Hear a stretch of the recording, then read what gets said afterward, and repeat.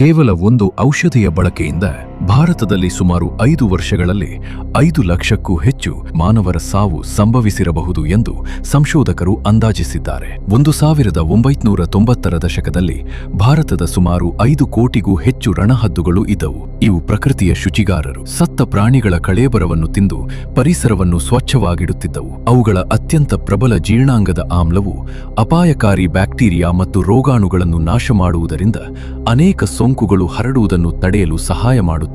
ಆದರೆ 1990ರ ದಶಕದಲ್ಲಿ ಜಾನುವಾರುಗಳಿಗೆ ಡೈಕ್ಲೋಫೆನಾಕ್ ಎಂಬ ನೋವು ನಿವಾರಕ ಔಷಧಿಯನ್ನು ಬಳಸುತ್ತಿದ್ದರು. ಈ ಔಷಧಿ ಪಡೆದ ಜಾನುವಾರು ಸತ್ತ ನಂತರ ಅದರ ಕಳೇಬರವನ್ನು ತಿಂದ ರಣಹದ್ದುಗಳ ದೇಹದ ಮೇಲೆ ಅದರ ವಿಷಕಾರಿ ಪರಿಣಾಮ ಶೀಘ್ರವೇ ಕಾಣಿಸಿಕೊಳ್ಳುತ್ತಿತ್ತು. ಕೆಲವೇ ದಿನಗಳಲ್ಲಿ ಅವುಗಳ ಮೂತ್ರಪಿಂಡಗಳು ವಿಫಲವಾಗಿ ಅವು ಸಾವನ್ನಪ್ಪುತ್ತಿದ್ದವು. ಈ ಔಷಧಿಯ ಪರಿಣಾಮ ಎಷ್ಟು ತೀವ್ರವಾಗಿತ್ತೆಂದರೆ ಕೆಲವೇ ವರ್ಷಗಳಲ್ಲಿ 5 ಕೋಟಿಗೂ ಹೆಚ್ಚು ಇದ್ದ ರಣಹದ್ದುಗಳ ಸಂಖ್ಯೆ 99% ಕುಸಿಯಿತು. ಭಾರತದ 3 ಪ್ರಮುಖ ರಣಹದ್ದು ಪ್ರಭೇದಗಳು ಅಳಿವಿನಂಚಿಗೆ ತಲುಪಿದವು.